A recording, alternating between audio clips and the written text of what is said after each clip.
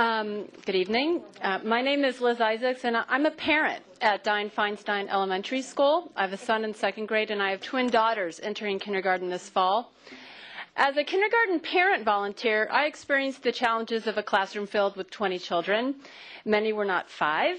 Many did not attend preschool.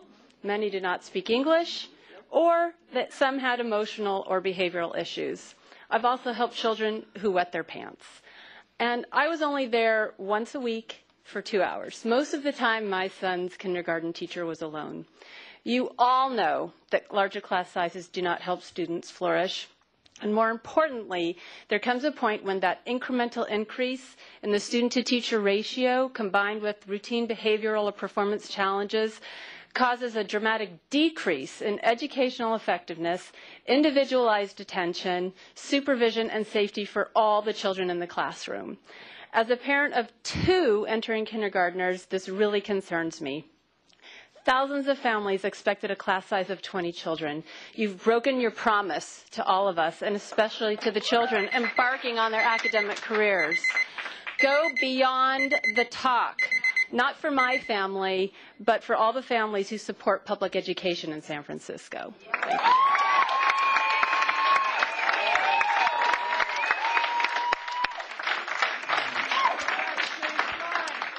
Thank you. Thank you, everybody. My name is Aaron Nymark. I teach kindergarten at Feinstein Elementary School, and I taught Liz Isaacs' son, and he's still doing okay.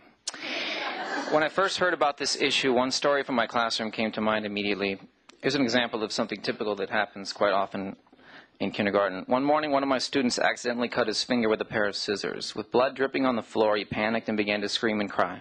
I had to remain calm, but as I dealt with this emergency, there were 19 other children who were beginning to get scared. I tried to assure them that everything was okay and to continue writing in their journals because as 4- and 5-year-old kindergartners, they're all expected to read and write by the end of the year. But let me get back to the story. On that day, as this student was screaming, one of my other students had an accident in the class bathroom. 2 other students were arguing over the markers, while 3 others were trying to tell me who had the markers first.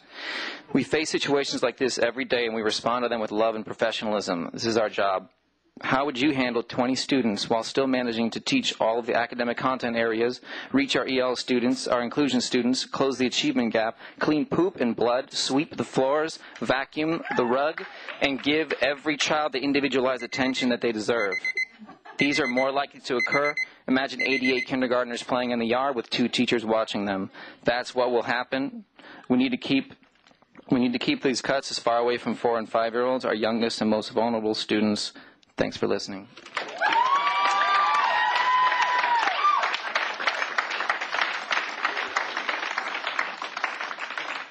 Thank you. Hi, my name is Padre Valensis. I'm a kindergarten Spanish bilingual teacher at Longfellow School.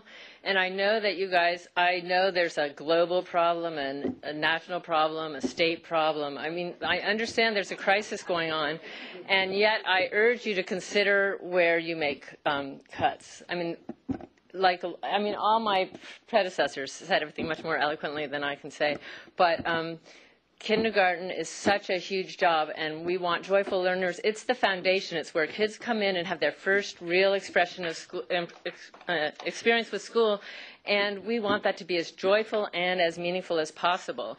And nowadays, this stuff gets more rigorous, too. It used to be one thing where kindergarten was about socialization. It was learning to share, to take turns, to follow directions. They need to learn that, but they also need to learn to read and write now. I mean, they have to learn so much, and we have to deal with them. And I love my job, I love my students, but it's relentless. I mean, for 6 hours a day, I'm doing all those things people just talked about. And it's grueling, and 2 more kids seems like nothing. There's even just the little practical thing of 5 tables of 4 children. Just adding an extra 2. Anyway, really consider ruining that foundation for kindergartners.